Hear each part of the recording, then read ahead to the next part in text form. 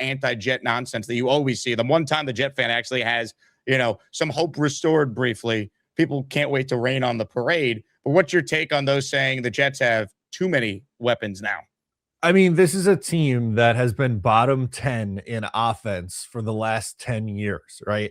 And, you had the outlier 2015 season. Then before that, it wasn't too great either. So I think it's objectively just absolutely ridiculous that could be the takeaway. And I think part of it, honestly, comes from the fantasy football crowd where it's like, oh, Kenyon Sadiq, great player, but what's he going to be like on the Jets? Or Omar Cooper Jr., exciting first round wide receiver talent, but what's his role going to be like on the Jets? And I just don't think it adds like good discourse to the conversation. And like, I just hate that the Jets have to always be the punching bag and the laughing stock is that they took these two guys who are exciting, offensive weapons, but it's all, they're going to go there and rot because it's the Jets. Well, why can't the Jets finally have a good offense, Jake? I've been watching this team for over 20 years and it feels like they never have a good offense. So when's it going to be our time is my question.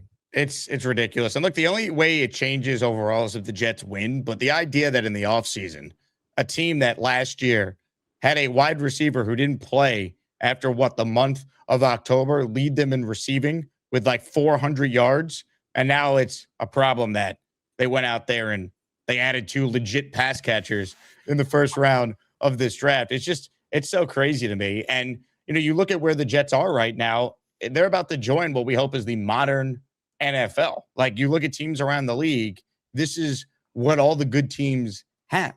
Like you want to have different playmakers. That's how you add to your team. Speed, versatility. That's what the best teams look like. Plus, we all know injuries happen. Now the Jets maybe have a little more depth to be able to survive them. Once Garrett Wilson went down last year, the depth chart at receiver was embarrassing, not to mention the quarterback situation. Like you don't need to just rely on one guy to truly take over. You raise the floor of your offense. Now, we all know there's questions, like can Frank Reich design a creative offense, but you can't double one guy anymore. You should have some matchup nightmares across the board.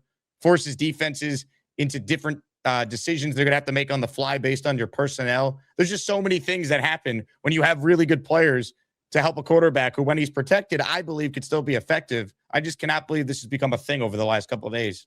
Yeah, and like they're not predictable, which over the years, recently, it's okay. You have Breece Hall and Garrett Wilson, and then Garrett Wilson's out, and it's okay. We're going to put 9 guys in the box because they're just going to try to run the ball with Breece Hall, and it became a very bland and predictable offense. And I think the questions about Frank Reich are absolutely fair. This is a guy who was going to be retired a couple months ago, and now is being the offensive coordinator. And Gino didn't look great last year. And sure, circumstance matters. And I think the Raiders were a really tough situation to go into last year.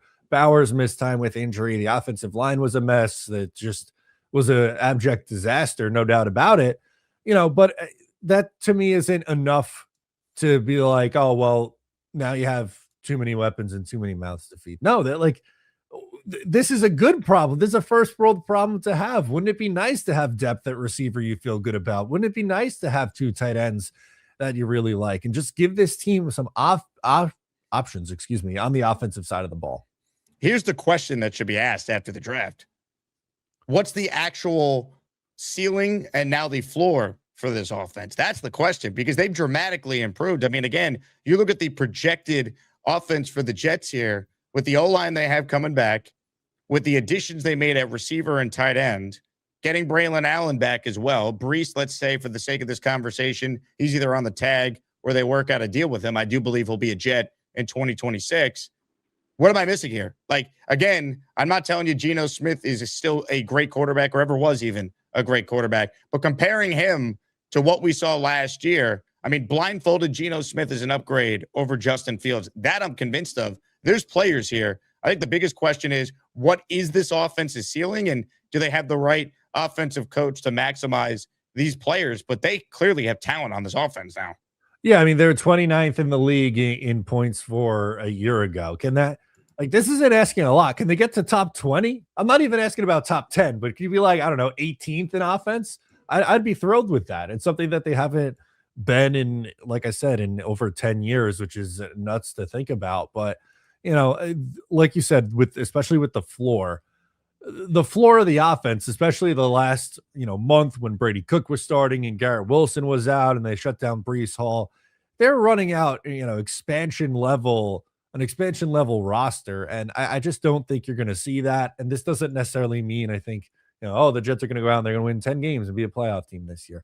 I don't think that's a fair expectation or ask of this team, but they should look like a much more normal football team and give us a real chance to evaluate this coaching staff, which we all have a lot of questions about going into 2026. I mean, you gave the stat before, but like, just so everyone is aware, not only are the Jets the worst offensive team in the league during the playoff drought here, if you just look back at the last 10 years, they're the only team in NFL history, right? Well, since the merger, 1970, to rank in the bottom 10 in scoring and offensive yards in 10 straight years. They were the only team last year to play a 16-plus game schedule and not have a single 400-yard receiver. Garrett Wilson led them with 395 receiving yards. He didn't play most of the year. So the idea that there's some saying, well, they have too many weapons now, that's ridiculous. And then the other narrative is, well, they're going to win too many games now.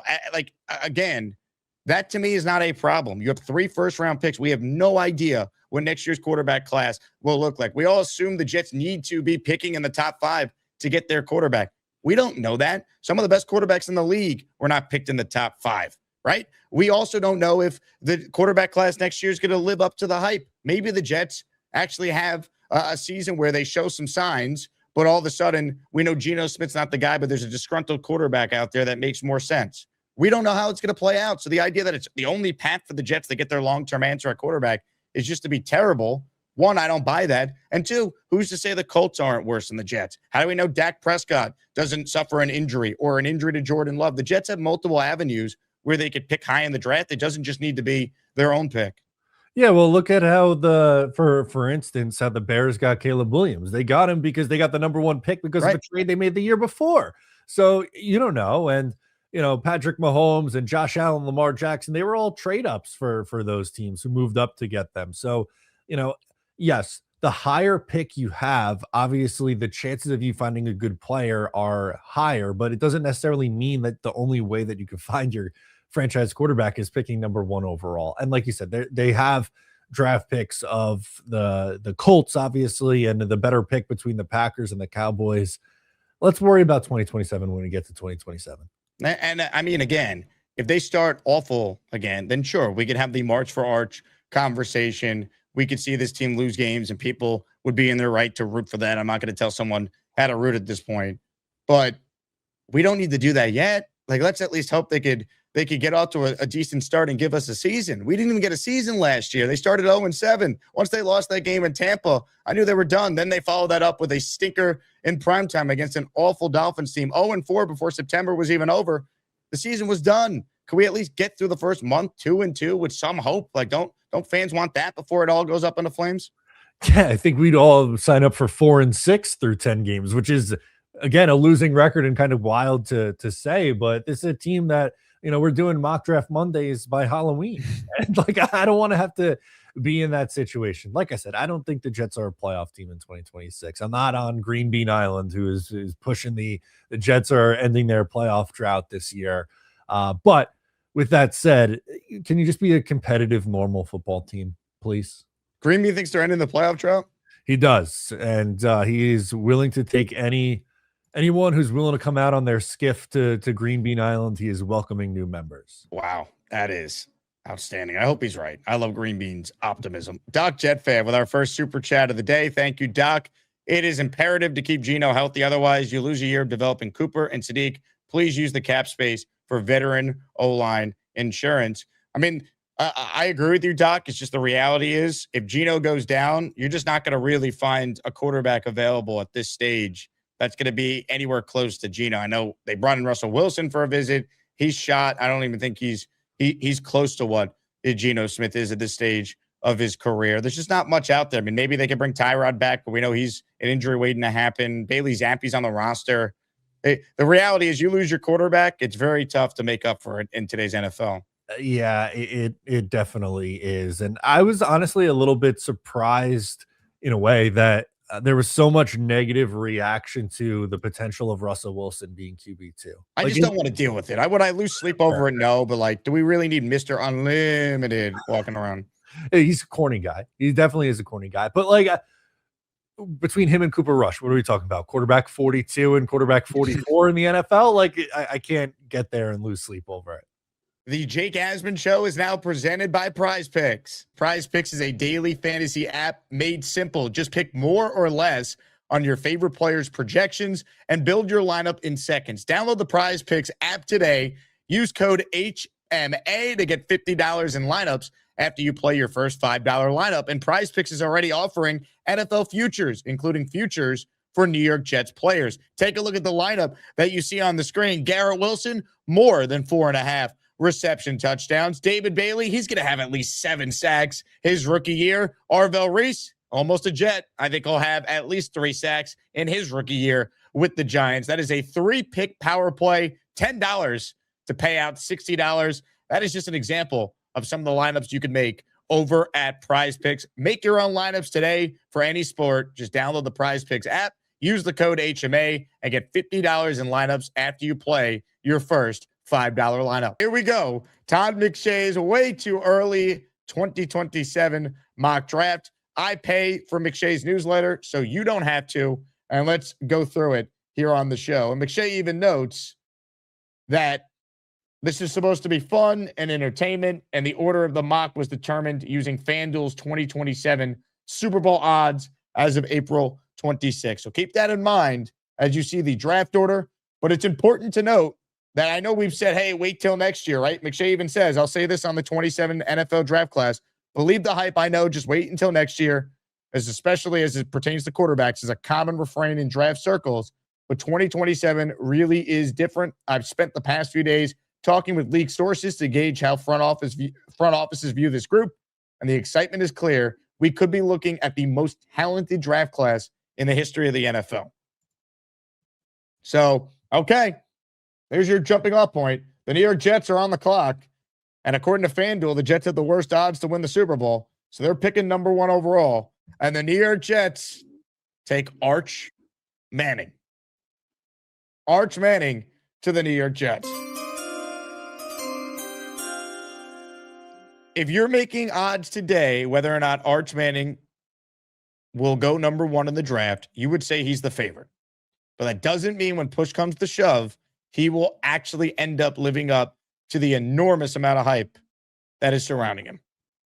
But going into the year, Arch Manning is absolutely going to be looked at as the top dog going in to the NFL draft. He just is. And if you look at the recruiting class and the transfers that Texas has had, some of the players they've added, they're going to be the favorites in all likelihood to win the college football national title. And if you look at the way Arch played down the stretch, there was probably no quarterback playing better than Arch Manning, even Fernando Mendoza. And there's some people who believe if Arch had declared, he still would have went ahead of Fernando this year. I don't know if I buy that necessarily, but that's the hype around Arch Manning. McShay wrote, the Jets have the most glaring QB need in the league and have for a while. It came down to Arch Manning and Oregon's Dante Moore here, but I'm giving Manning the slight edge. He continued to improve throughout his first season as a starter, and his mobility is a perfect fit for the modern NFL. Now, a couple things here. I don't think the Jets are going to be the worst team in the league. I really don't. I would be surprised if the Jets had the number 1 pick in the draft unless they traded up for it, which certainly could happen given the fact they have 2 additional first rounders besides their own, as we all know. But I would be surprised because I think ultimately when you look at what the Jets have done this offseason, they have, I think, not slightly improved. I think they've dramatically improved. I'm not telling you this is a good team because obviously there's major questions with several key areas of this roster, and the head coach looked inept for most of his first year. So I don't think the Jets are a great team, but I don't think they're the worst team in the league. They were the worst team in the league this year. The problem is the Raiders had the same record, and while the Jets had a way worse point differential, the way the NFL determines the draft order is by strength of schedule. So by 0.13 percentage points, the New York Jets were behind the Raiders. And thus the Raiders got the number 1 pick. The Jets were the worst team in football this past year. Don't let anyone tell you otherwise. They were historically inept on defense, and they were historically inept on offense.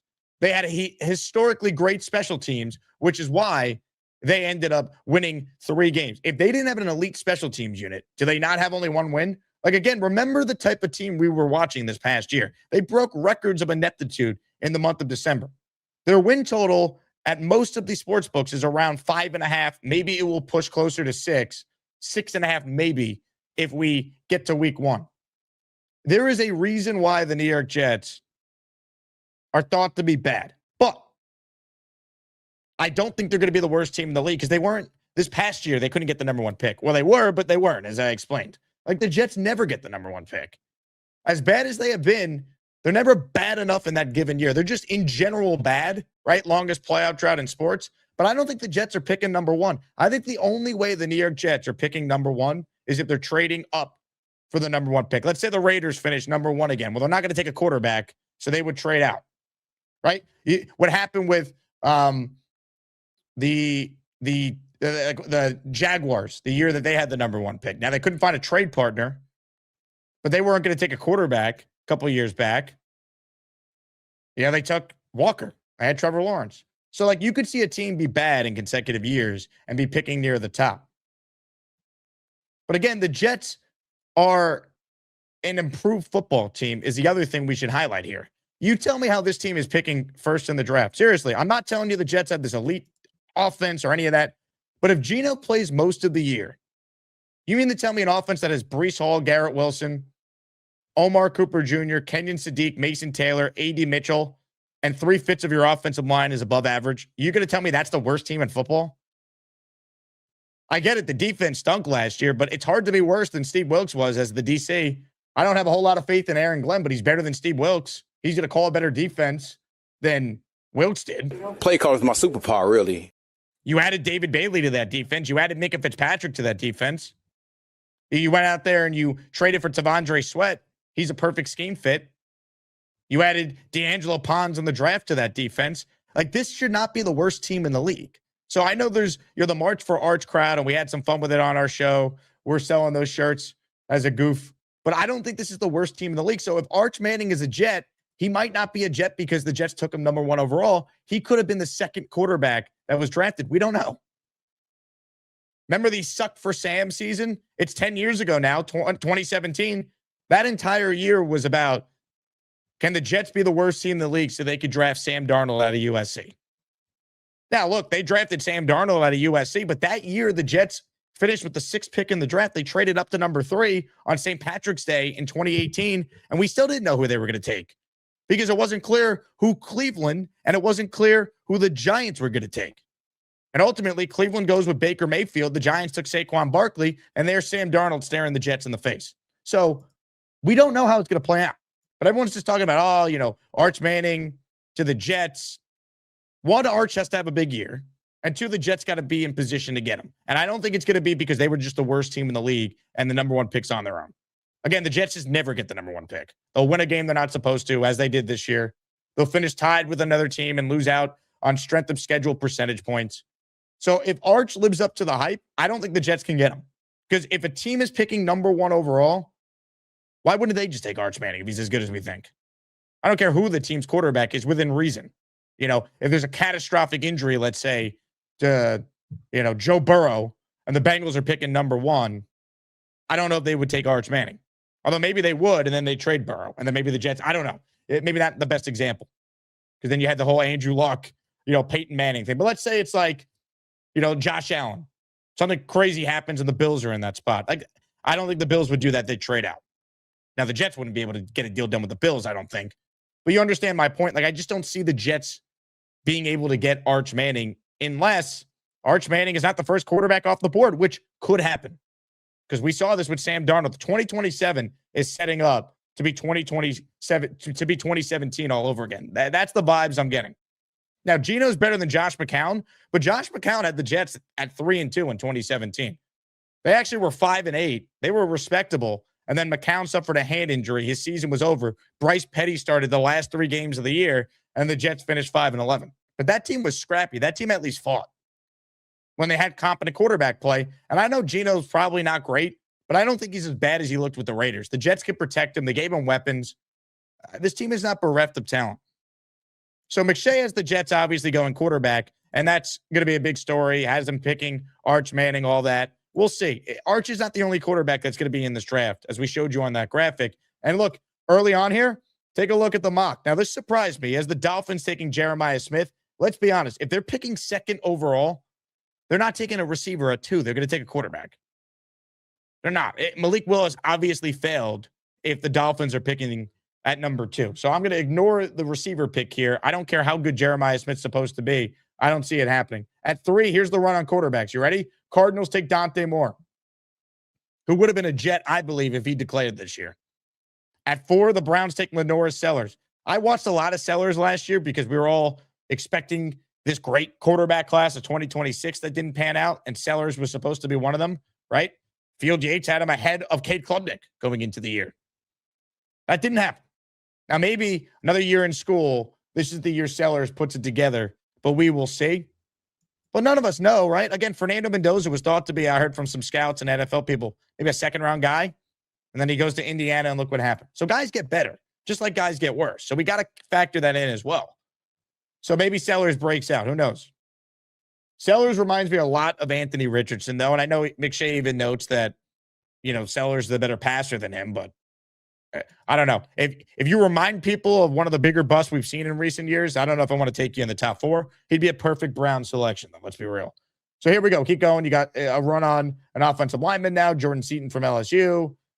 Colin Simmons from Texas might be the top edge guy if it's not Dylan Stewart going to the Saints here. So you keep scrolling here, and then another quarterback at 8. This Pittsburgh Steelers at 8, by the way. Can you imagine? C.J. Carr from Notre Dame. This is a name to watch because Carr in his first year starting for the Irish was very impressive. And maybe he goes back to school for another year, as McShay notes. But this guy last year, 24 touchdowns, 6 interceptions, 2,741 passing yards, ran for 3 touchdowns. C.J. Carr named to watch. And remember, their offense was built around their 2 running backs, one who went 3rd overall and one who went in the first round, last pick of the first round to Seattle. So, we'll see more from Carr this year as he's going to be asked to do more with another year of seasoning for Notre Dame. But the theme I want to show you guys is look at the hype for the quarterbacks. Sam Levitt to the Panthers. Now, Sam Levitt's going to go and play for LSU this year to transfer. He's going to be coached by Lane Kiffin. Lane Kiffin's an offensive guy. We've seen the success that Jackson Dart has had in the league with the Giants. There's going to be a lot of attention on Sam Levitt. He is the guy to me.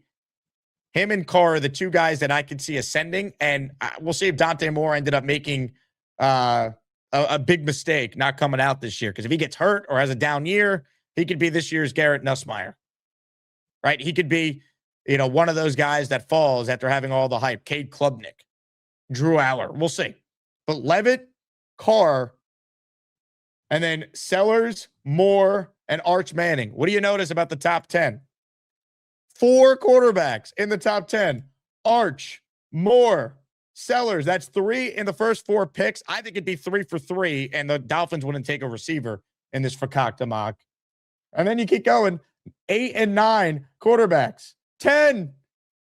Julian Sayin. 5 quarterbacks in the first 10 picks. Sayin to the Falcons here.